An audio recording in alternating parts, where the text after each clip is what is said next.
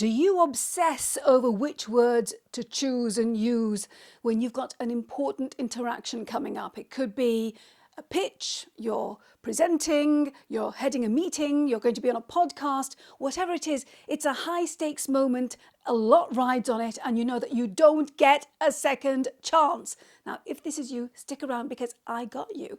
In this video, I'm sharing how to find out the exact words to choose and use for the interaction, how to put them together in a way that means you come across as the credible expert that you really are, and the biggest mistake that people at the top of countries and companies made when I interviewed them, and I've interviewed thousands on global TV and stages across the world at conferences and events, they made this mistake which cost them trust and credibility, and you don't want that to happen to you. Plus, I'm going to put it all together and give you the magic ingredient that means that you get chosen when you get it right. Let's dive in. I'm Nima from The Brilliant Communicator because that's what I want you to become, because that gives you your best life. All right, what's the biggest mistake? Let's start with that first. The biggest mistake that people I've interviewed have made, and these are people heading up. Okay, let me explain with this. Have you ever listened to a politician? They're giving an answer, you're listening to them on the radio, on TV, and it's as if they're not part of what's going on, what reality is, because they're not talking about the thing that's on everybody's mind. Maybe you're shouting at the TV or the radio and thinking, talk about this, what do you mean? You don't want to be that person. You don't want to be like that politician. And I call this drinking your own Kool-Aid. Let me give you an example. I was interviewing the big boss, the C-suite, from the headquarters, global headquarters of one of the world's biggest companies. They wanted to talk about the investment they were making to help youth unemployment, to get the youth in a specific country to learn technical skills. They were opening up a tech center. That's what they wanted to talk about. Now, this interview was happening in the very week where this company had been fined hundreds of millions of dollars because of the way they conduct themselves in business. We're talking about monopolies, that sort of thing. So what do you think I wanted to talk about? What do you think anybody would want to know more about? What I did was this. Sat down, had the interview, asked them about what they were doing, the tech center they were building, got their information out, something to fill my story, my TV program with. And then I asked them the real news question, which is the fine. What happened was they stopped the interview and they left. And it was only afterwards that the PR people kicked in thinking, oh, are they still going to broadcast this? Of course we broadcast it. Why am I saying this? I'm saying this because if you drink your own Kool-Aid like that person did and that company did, you lose out big time. You need to know what's on the mind of the person you want a yes from. This is key. This is your gold. And this is how you do it. First, you look at everything from your point of view, your perspective. I have templates that I share with clients and I get them to fill in the template. And it includes things like, what do you want from this interaction? What is important to you? Why is it important to you? What will happen if you get it, if you don't get it? What's the result that you want? So this is all from the perspective, your perspective, you. You fill in the template. This does a few things.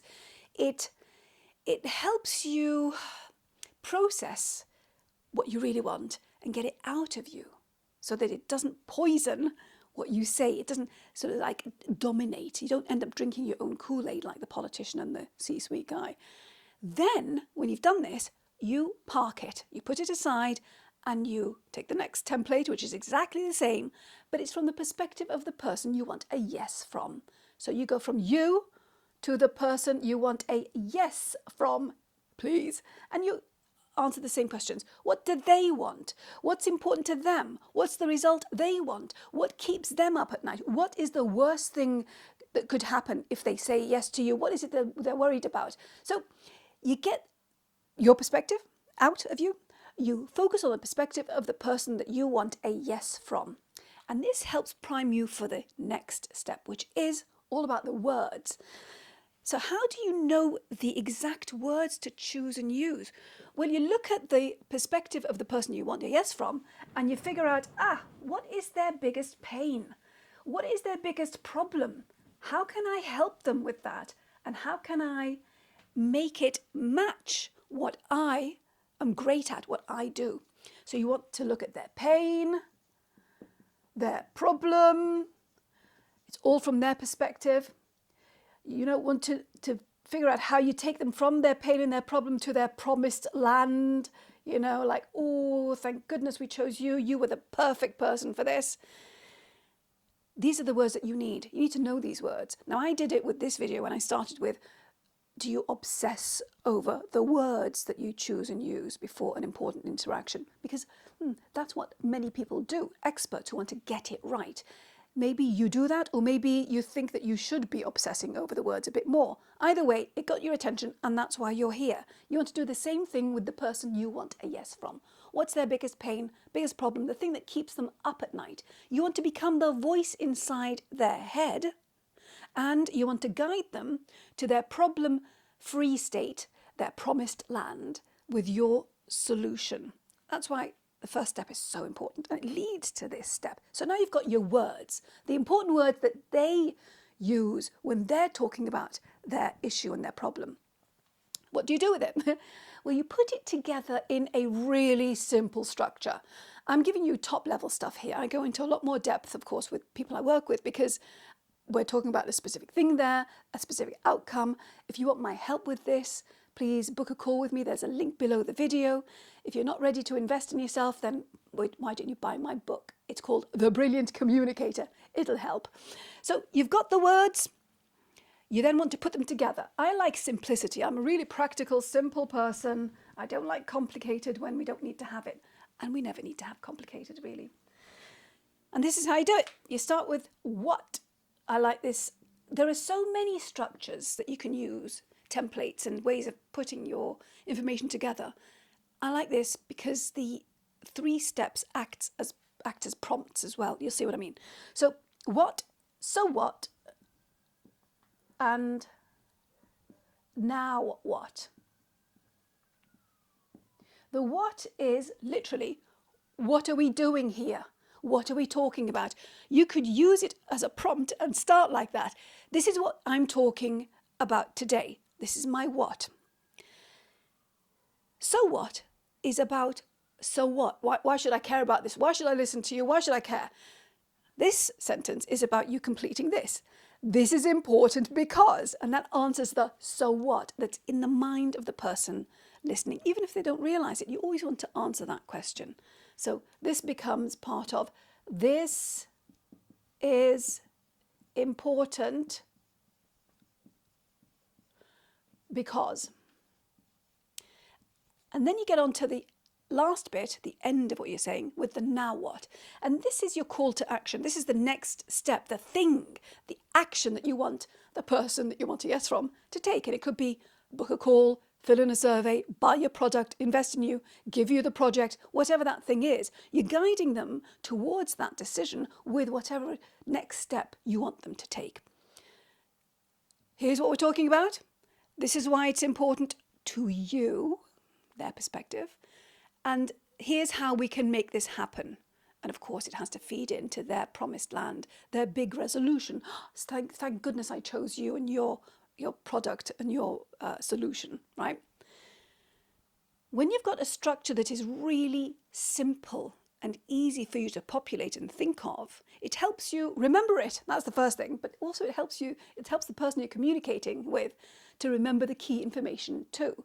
Now, of course, you can add a lot more depth to anything that you put out, but the trick to making it stick with the person you're communicating with is to not overwhelm them with too much information, and to keep it building on simple aha moments. So you want to hook them with something that's relevant to them, and then you want to build on it with the next bit of data, facts, figures, stats that you can share that support and show them that you are the person, you got these results. This is what happens when people work with you. Yeah, I'm going to leave that for now. That can become a very deep, long conversation, but I created a video actually about this, and I'll share that with you later.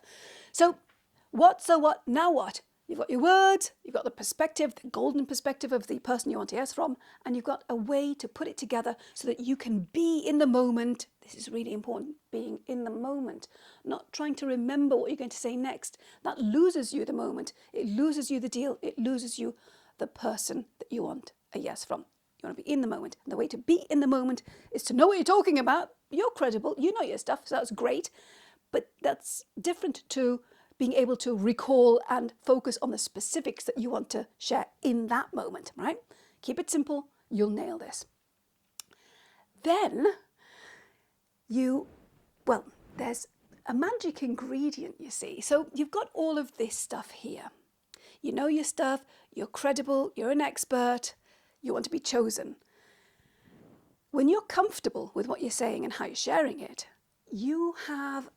you're very comfortable on the inside, which means that you come across as comfortable with people. They think, oh, that person's really comfortable, i.e. confident, yeah? They have a great sense of presence, something about them, the way they show up. It's good, I like that. This is the most important thing. This is what people remember. They won't remember all the words, but you need the words to be able to nail the presence bit. Because without the words, I mean, you can have somebody who comes across as really confident and very, oh, that's an interesting person, but actually they're not saying anything of any substance. They're going to be sidelined at some point, even if they're chosen, because they'll mess up the thing that they were chosen for. You've come across people like this. People less credible, they were chosen, and then the person who chose them paid a price, yeah?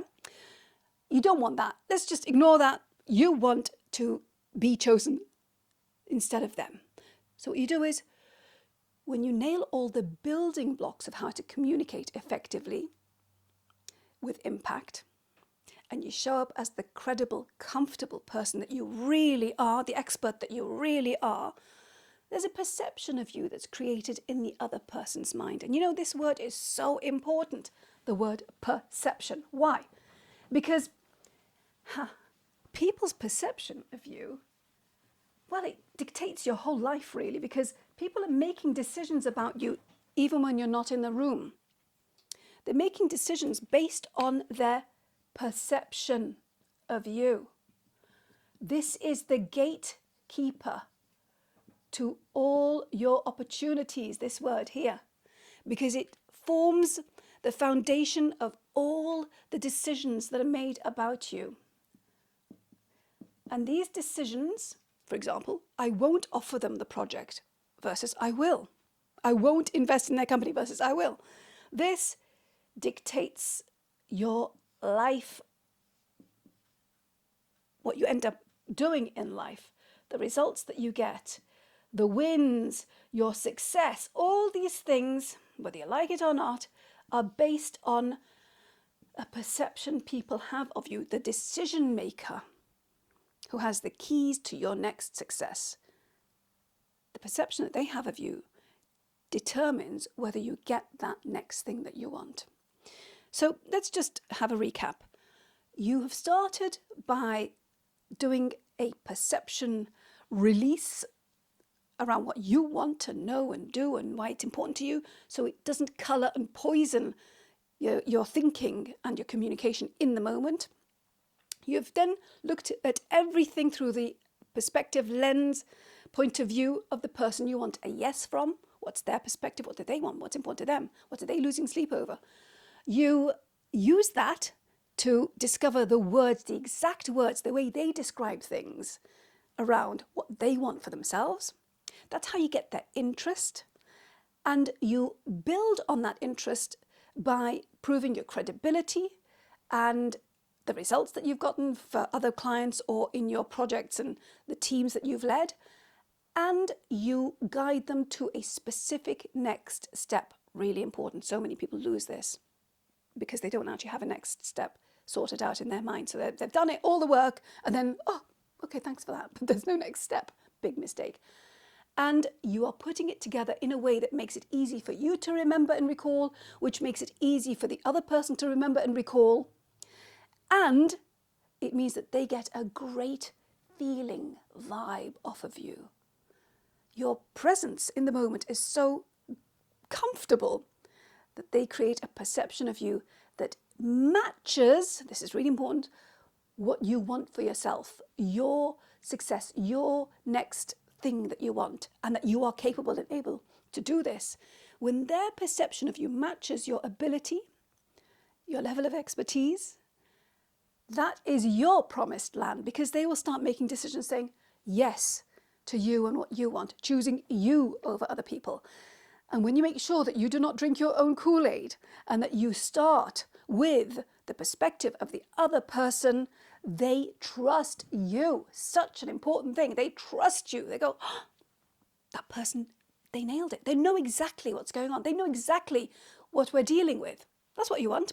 If you want my help with any of this, if you want to become the brilliant communicator that will open doors for you, then book a call with me. There's a link below the video if you're ready to invest in yourself. If you're not, then buy my book. It's called The Brilliant Communicator. It says what it does on the tin. Now, about those, the way to remember depth and layers of information, the brain loves an image. So use visual frameworks for that. I created this video over here that'll help you do exactly this. Watch it next. I'll see you there. Bye for now.